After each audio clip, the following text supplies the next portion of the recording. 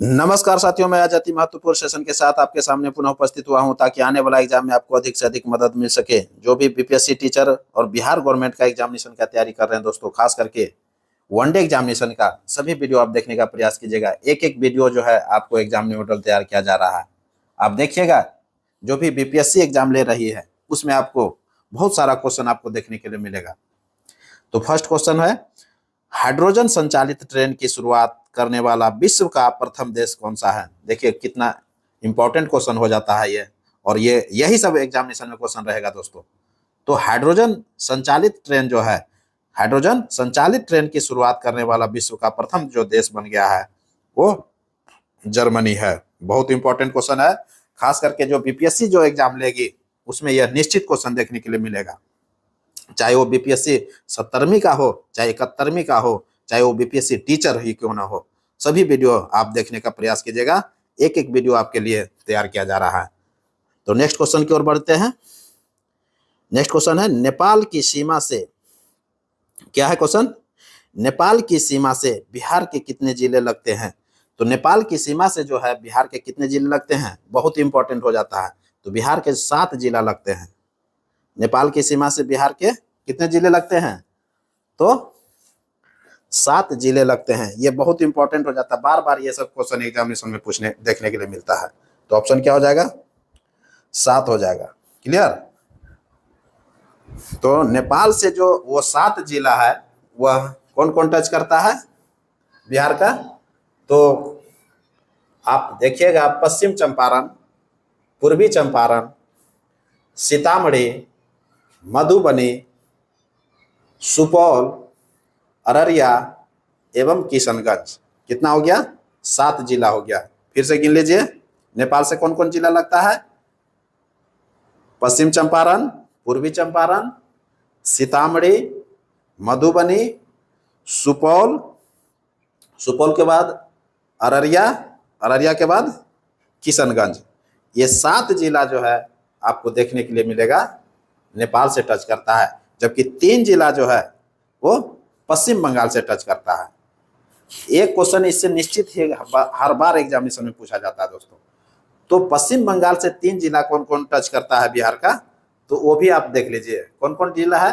तो किशनगंज है, क्या है, पहला किशनगंज है, और पूर्णिया है, और कटिहार है।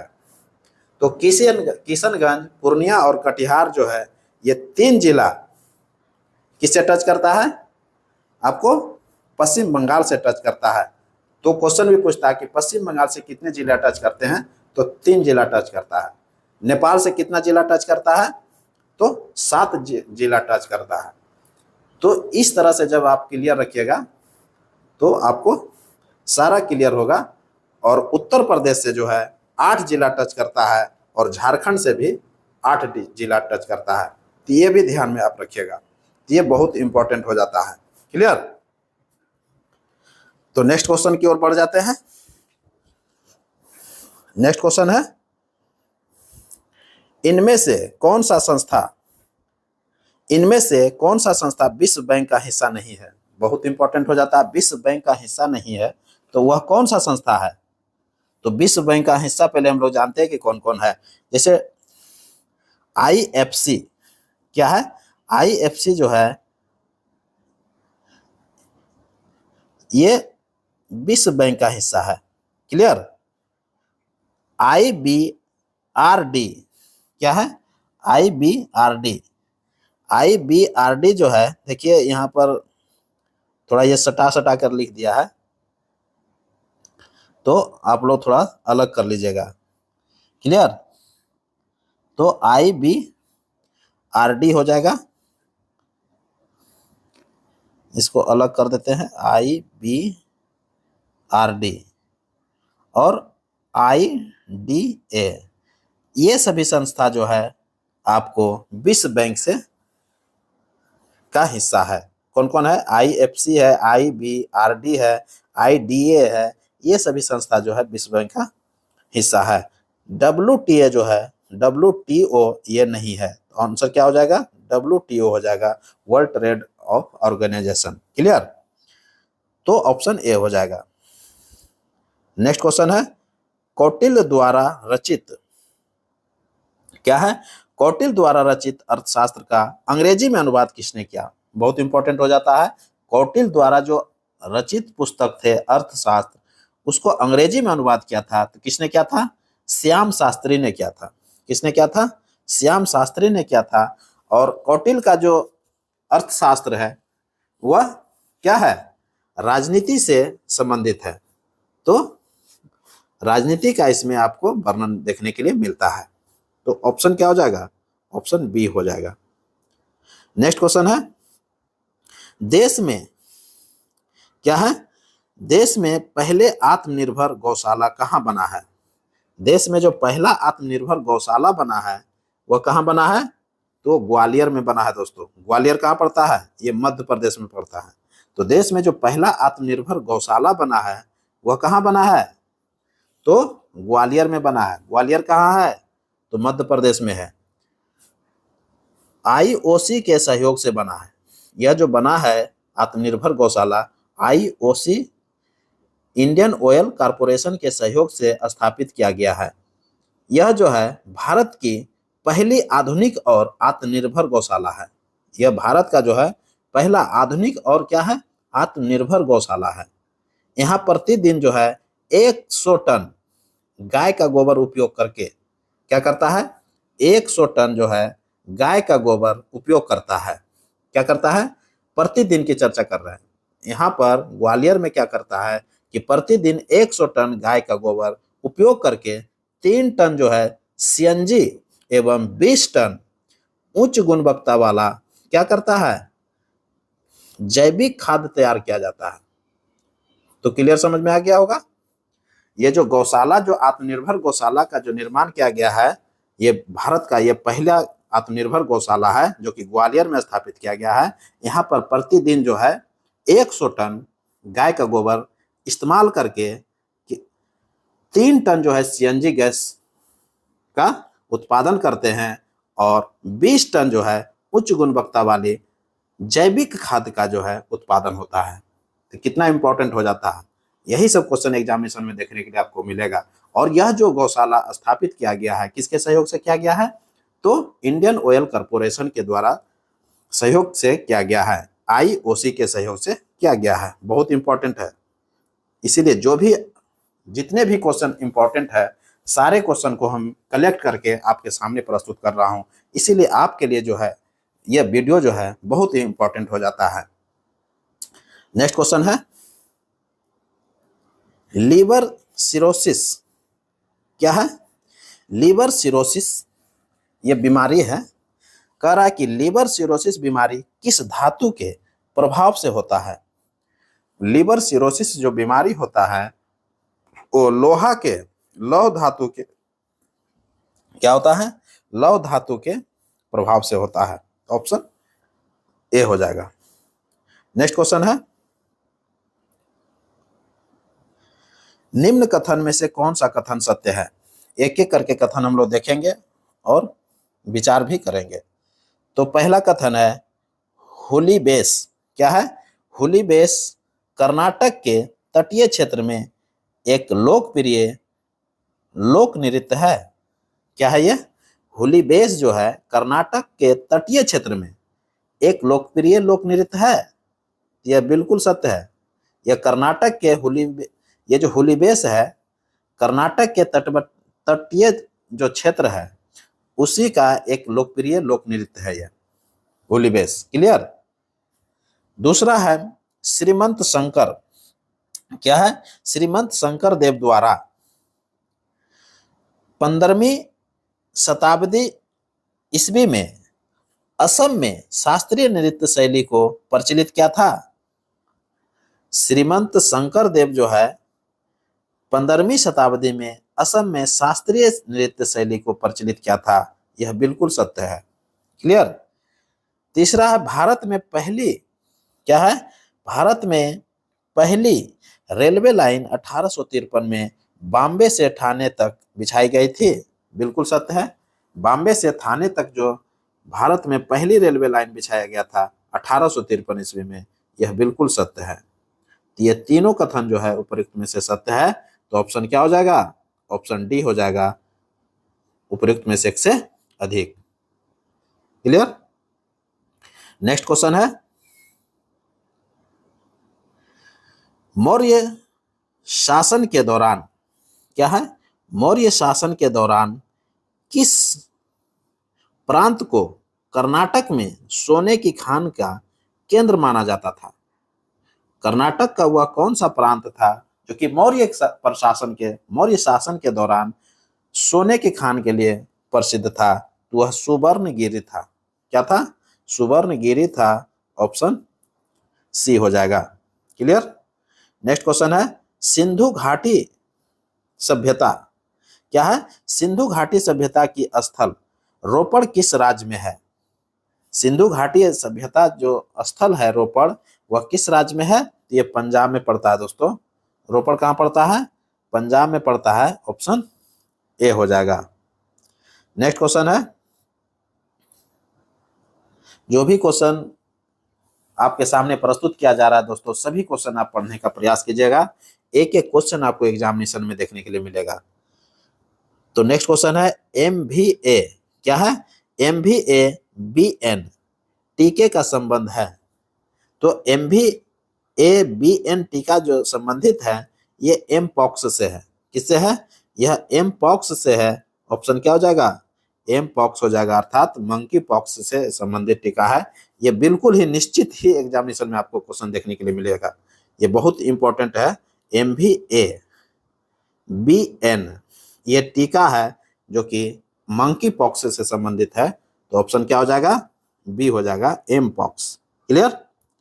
नेक्स्ट क्वेश्चन है, पक्षियों और कीटों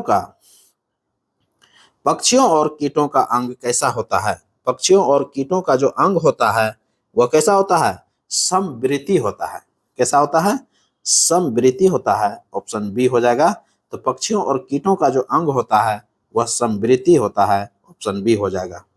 नेक्स्ट क्वेश्चन है, पृथ्वी की आयु, क्या है, पृथ्वी की आयु ज्ञात करने की विधि क्या है? पृथ्वी का जो आयु हम लोग ज्ञात करते हैं उसका विधि क्या है? तो यूरेनियम डेटिंग विधि के द्वारा हम लोग पृथ्वी की आयु ज्ञात करते हैं। तो ऑप्शन क्या हो जाएगा?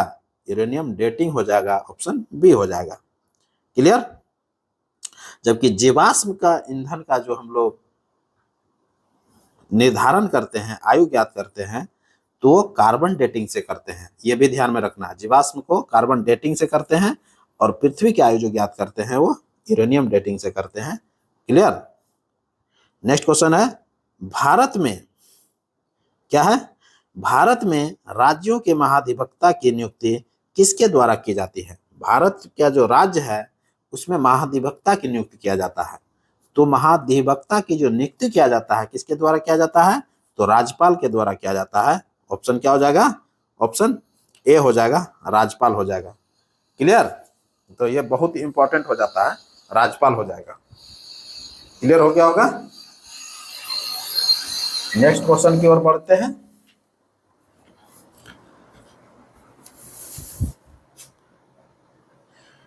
नेक्स्ट क्वेश्चन है,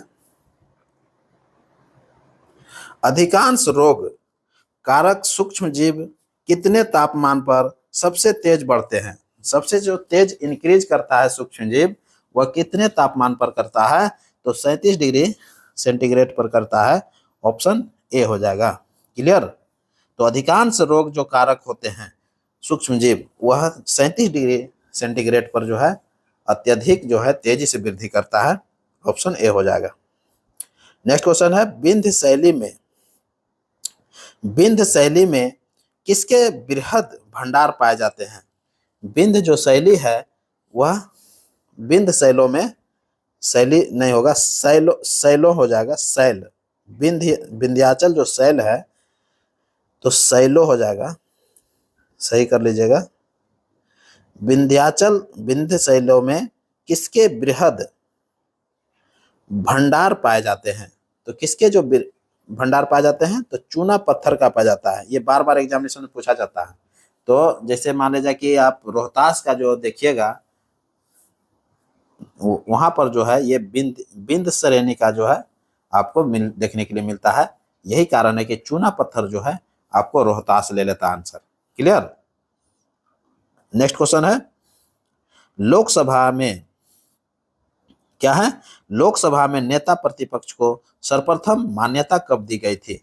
लोकसभा में जो है नेता प्रतिपक्ष को सर्वप्रथम जो मान्यता दिया गया था 1969 ईस्वी में दिया गया था। 69 ऑप्शन क्या हो जाएगा, 1969 में दिया गया था लोकसभा में, अर्थात जो लोकसभा है उसमें नेता प्रतिपक्ष जो सर्वप्रथम मान्यता मिला था 1969 ईस्वी में मिला था, और उस समय इंदिरा गांधी की सरकार चल रहा था। क्लियर हो गया होगा। नेक्स्ट क्वेश्चन है, भारत में क्या है, भारत में हवा का बुलबुला, ये पानी है, सॉरी भारत हम बोल रहे हैं, ये पानी में हवा का बुलबुला वैसे ही काम करता है जैसे करता है, तो किसमें करता है? पानी में हवा का बुलबुला वैसे ही काम करता है जैसे अवतल लेंस काम करता है, अर्थात अवतल लेंस के तरह ही काम करता है। कौन करता है? पानी में जो हवा का बुलबुला आप देखते हैं तो वो जो काम करता है वो अवतल लेंस की तरह काम करता है। क्लियर। नेक्स्ट क्वेश्चन है, आदर्श गैस, गैर लिख दिया है, ये आदर्श गैस हो जाएगा। क्लियर।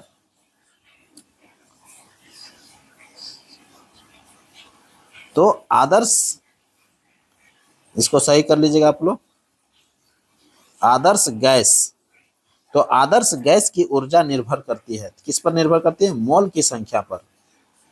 तो आंसर क्या हो जाएगा? ऑप्शन बी हो जाएगा, मोल, मोल की संख्या पर। क्लियर।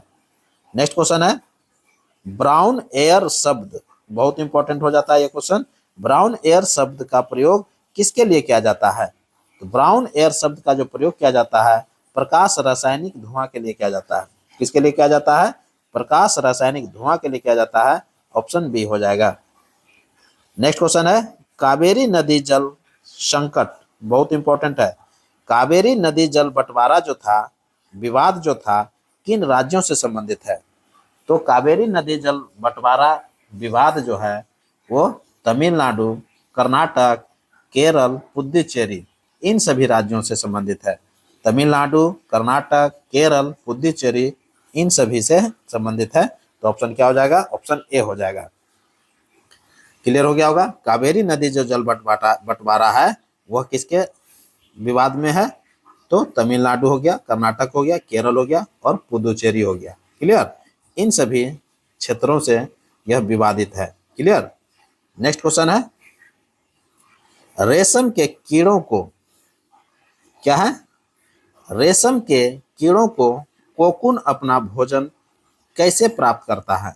रेशम के कीड़ों को कोकून जो है अपना भोजन कैसे प्राप्त करता है? तो शहतूत की पत्ती के द्वारा किया जाता है। तो ऑप्शन क्या हो जाएगा? ऑप्शन बी हो जाएगा, शहतूत की पत्ती। नेक्स्ट क्वेश्चन है, न्यू कैसल पोर्ट क्या है? न्यू कैसल पोर्ट दुनिया का सबसे बड़ा कोयला निर्यात बंदरगाह किस देश में है? बहुत इंपॉर्टेंट हो जाता है। न्यू कैसल पोर्ट जो है यह दुनिया का सबसे बड़ा कोयला निर्यातक बंदरगाह है। तो यह किस देश में है? तो ये ऑस्ट्रेलिया में है दोस्तों। ऑप्शन ए हो जाएगा, ऑस्ट्रेलिया। न्यू कैसल पोर्ट जो है यह कहाँ पर है? तो ऑस्ट्रेलिया में है, जो कि दुनिया का सबसे बड़ा कोयला निर्यातक बंदरगाह है। क्लियर। तो ऑप्शन ए हो जाएगा, ऑस्ट्रेलिया। नेक्स्ट क्वेश्चन है, हाल ही में शोध उपग्रह क्या है? हाल ही में शोध उपग्रह चामरान-1 को क्या है? चामरान-1 को QAEM क्या है? QAEM 100 रॉकेट से किसने लॉन्च किया है? ये QAEM 100 रॉकेट है, इसी से लॉन्च किया है। तो किसने लॉन्च किया है? तो ये ईरान ने लॉन्च किया है दोस्तों। किसने किया है? ईरान ने किया है। ये बहुत इंपॉर्टेंट हो जाता है। क्यों? क्योंकि हाल ही के दिनों में जो है अभी कंफ्लिक्ट देखने के लिए मिल रहा है, किसके किसके बीच? ईरान और इजराइल के बीच में देखने के लिए मिल रहा है। जिस प्रकार से रसिया और यूक्रेन जो है 2 साल से युद्ध चल रहा है, उसी प्रकार ये इजराइल और ईरान भी युद्ध चल रहा है। तो इस तरह से आप देख सकते हैं। क्लियर। इसी बीच में क्या किया है कि उपग्रह चामरान-1 को QAEM 100 रॉकेट से लॉन्च किया है ईरान। क्लियर। नेक्स्ट क्वेश्चन है सूर्योदय और सूर्यास्त के समय क्या है, सूर्योदय और सूर्यास्त के समय वायुमंडल में लालिमा किस कारण से छा जाती है। सूर्योदय और सूर्यास्त जब होता है तो उस समय देखिएगा वायुमंडल में लालिमा छा जाता है, तो वह कौन सा कारण होता है, तो प्रकाश के प्रकीर्णन के कारण ये ऐसी घटना होती है। तो ऑप्शन क्या हो जाएगा, प्रकाश का प्रकीर्णन हो जाएगा, ऑप्शन सी हो जाएगा। नेक्स्ट क्वेश्चन है निम्न कथन में से कौन सा कथन सत्य है। एक एक करके कथन हम लोग देखेंगे और विचार भी करेंगे। तो पहला कथन है बहुजन समाज की स्थापना मुकुंद राव ने 1910 ईस्वी में सतारा में किया था। बहुजन समाज की स्थापना जो है मुकुंद राव ने किया था, 1910 ईस्वी में किया था और सतारा में किया था। यह बिल्कुल सत्य है दोस्तों, बहुत इंपॉर्टेंट हो जाता है। तो बहुजन समाज की स्थापना कब किया था, 1910 ईस्वी में किया था। कहाँ पर किया था, सतारा में किया था। सतारा महाराष्ट्र में पड़ता है और किसने किया था, मुकुंद राव ने किया था। एक ही लाइन में ये सारा क्वेश्चन इसमें छिपा हुआ दोस्तों, आप समझ सकते हैं, यह बिल्कुल सत्य है। दूसरा है इंपीरियल पैलेस जापान में है, बिल्कुल सत्य है। इंपीरियल पैलेस जो है यह जापान में है, यह बिल्कुल सत्य है। तीसरा है भारत में प्रथम राष्ट्रीय शिक्षा नीति की घोषणा 1968 ईस्वी में की थी। भारत में प्रथम राष्ट्रीय शिक्षा नीति की घोषणा जो है 1968 ईस्वी में किया था, यह बिल्कुल सत्य है। ऑप्शन क्या हो जाएगा, सी भी सत्य है। उपयुक्त में से ये तीनों कथन जो है सत्य है, तो ऑप्शन क्या हो जाएगा, ऑप्शन डी हो जाएगा। क्लियर। नेक्स्ट क्वेश्चन है लॉर्ड सिन्हा ने, क्या है क्वेश्चन, लॉर्ड सिन्हा ने 1921 ईस्वी में क्या है, 1921 ईस्वी में कहाँ के गवर्नर पद से त्यागपत्र दे दिया था। बहुत इंपॉर्टेंट है, कहाँ के गवर्नर पद से ये क्या किया था, त्यागपत्र दे दिया था। जो कहाँ का गवर्नर था, सभी लोग इसका आंसर जान रहे होंगे, बिहार और उड़ीसा का था। 1921 ईस्वी में क्या था, चूंकि 1912 ईस्वी में बिहार और उड़ीसा जो है बंगाल से अलग हो गया था और 1921 की यह चर्चा कर रहा है। लॉर्ड सिन्हा जो है 1921 में कहाँ के गवर्नर पद से त्यागपत्र दे दिया था, तो बिहार और उड़ीसा के। तो ऑप्शन क्या हो जाएगा, ऑप्शन बी हो जाएगा। क्लियर हो गया होगा। लॉर्ड सिन्हा ने 1920 ईस्वी में बिहार तथा उड़ीसा प्रांत के गवर्नर नियुक्त किए गए थे। तो लॉर्ड सिन्हा जो थे इनको 1920 ईस्वी में बिहार और उड़ीसा का जो है उस समय संयुक्त प्रांत था, दोनों बिहार और उड़ीसा जो है दोनों जुड़ा हुआ था। क्यों, क्योंकि 1912 ईस्वी में जो है बंगाल से अलग हुआ था और 1936 ईस्वी में बिहार से ही जो है क्या हुआ था, उड़ीसा अलग हो गया। क्लियर। तो 1921 ईस्वी में ये दोनों संयुक्त प्रांत थे। उस समय लॉर्ड सिन्हा जो है 1920 ईस्वी में क्या हुआ था, गवर्नर नियुक्त किया गया था। तो लॉर्ड सिन्हा जो है 1921 ईस्वी में क्या किया, वो गवर्नर पद से त्याग पत्र दे दिया। तो लॉर्ड सिन्हा जो थे पेशे से एक वकील थे, क्या थे, पेशे से एक वकील थे तथा खराब स्वास्थ्य के कारण वर्ष 1921 ईस्वी में क्या किया, इन्होंने अपने पद से इस्तीफा दे दिया। अपने इस्तीफा पत्र में क्या लिखा कि मेरा तबीयत जो है, स्वास्थ्य जो है ठीक नहीं है, यही कारण जो है इस्तीफा दे रहा हूँ। अर्थात 1920 ईस्वी से 1921 ईस्वी तक ये गवर्नर पद पर नियुक्त हुए थे। क्लियर हो गया होगा। नेक्स्ट क्वेश्चन है भारत में क्या है, भारत में किस प्रकार की अर्थव्यवस्था है। भारत में किस प्रकार की अर्थव्यवस्था है, तो मिश्रित अर्थव्यवस्था है दोस्तों। भारत में क्या है, मिश्रित अर्थव्यवस्था को अपनाया गया है, क्योंकि मिश्रित अर्थव्यवस्था जो है ये फ्रांस से लिया गया था और फ्रांस में भी जो है मिश्रित अर्थव्यवस्था है, ये भी ध्यान रखना है। तो मिश्रित अर्थव्यवस्था किसको कहेंगे, मिश्रित अर्थव्यवस्था में पूंजीवादी एवं समाजवादी दोनों का सह अस्तित्व होता है। मिश्रित अर्थव्यवस्था में क्या होता है, पूंजीवादी और समाजवादी दोनों का सह अस्तित्व होता है। क्लियर। अमेरिका एवं यूरोपीय जो देश है वो पूंजीवादी अर्थव्यवस्था है। अमेरिका और यूरोपीय जो देश है वो क्या है, पूंजीवादी अर्थव्यवस्था को अपनाया हुआ है। वहीं रसिया क्या है, वहीं रसिया और चाइना जो है एवं क्यूबा जो है समाजवादी अर्थव्यवस्था को अपनाया हुआ है। रसिया, चाइना और क्यूबा जो है किसको अपनाया है? समाजवादी अर्थव्यवस्था को अपनाया है। तो आप समझ गए होंगे। जबकि भारत और फ्रांस के साथ क्या है? ये मिश्रित अर्थव्यवस्था का वर्णन देखने के लिए मिलता है। तो पूंजीवादी अर्थव्यवस्था विकसित अर्थव्यवस्था का द्योतक है। तो पूंजीवादी अर्थव्यवस्था जहां जहां अपनाया है वो डेवलप्ड कंट्री है। क्लियर? तो इस तरह से आप ध्यान रख सकते हैं। नेक्स्ट क्वेश्चन है, हिंद महासागर एवं लाल सागर को कौन सी जल संधि जोड़ती है? हिंद महासागर एवं लाल सागर को कौन सी जल संधि जोड़ती है? तो बाब अल मंदब जोड़ती है। कौन जोड़ती है? बाब अल मंदब जोड़ती है हिंद महासागर को लाल सागर से। क्लियर हो गया होगा? तो बाब अल मंदब तो लाल सागर को हिंद महासागर से जोड़ती है। तो कैसे जोड़ती है? बाब अल मंदब, लाल सागर जो है अरब सागर से कनेक्ट है। क्या है? लाल सागर जो है अरब सागर में मिल जाता है और अरब सागर जो है हिंद महासागर से मिला हुआ है। तो आप इस तरह से समझ सकते हैं। मलक्का जल संधि देखिए, मलक्का जल संधि है हिंद महासागर को प्रशांत महासागर से जोड़ता है। मलक्का जल संधि क्या करता है? वो हिंद महासागर को प्रशांत महासागर से जोड़ता है। जबकि हॉर्मुज जो जल संधि है बहुत इंपॉर्टेंट है। हॉर्मुज जो जल संधि है वो फारस की खाड़ी एवं ओमान की खाड़ी को जोड़ता है एवं अरब सागर को जोड़ता है। फारस की खाड़ी, ओमान की खाड़ी एवं अरब की खाड़ी को, अरब सागर को ये क्या करता है? जोड़ता है। कौन? हॉर्मुज जल संधि। ये बहुत ही इंपॉर्टेंट हो जाता है। और बास्पोरस जल संधि का नाम सुने होंगे, काला सागर को मरमरा सागर से जोड़ता है। बास्पोरस जल संधि किसको जोड़ता है? काला सागर को मरमरा सागर से जोड़ता है बास्पोरस जल संधि। ये बहुत बार एग्जामिनेशन में आपको देखने के लिए मिलता है। जब प्रीवियस क्वेश्चन बैंक उठाइएगा ये सारा क्वेश्चन आपको देखने के लिए मिलेगा। तो हिंद महासागर को लाल सागर से कौन जोड़ता है? बाब अल मंदब जोड़ता है। कैसे जोड़ता है? बाब अल मंदब जो है लाल सागर को अरब सागर से जोड़ता है। क्लियर? और हॉर्मुज जल संधि जो है भारत की खाड़ी, ओमान की खाड़ी एवं अरब सागर को जोड़ता है। जबकि मलक्का जो जल संधि है वो किसको जोड़ता है? हिंद महासागर को प्रशांत महासागर से जोड़ता है। और बास्पोरस की जल संधि जो है ये काला सागर को मरमरा सागर से जोड़ता है। क्लियर हो गया होगा? नेक्स्ट क्वेश्चन है और ये अंतिम क्वेश्चन होगा। कह रहा है कि लैंगिक जनन से अनुवांशिक विचरण कैसे होता है? लैंगिक जनन से अनुवांशिक विचरण जो है कैसे होता है? तो हम लोग देखते हैं ऑप्शन, क्रोमोसोम में बदलाव से होता है।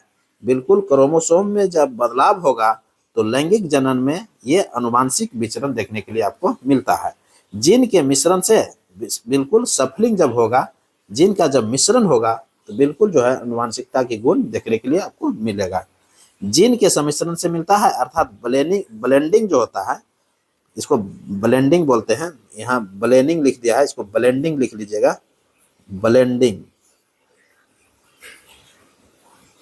ब्लेंडिंग से जीन के सम्मिश्रण से होता है तो बिल्कुल सत्य है।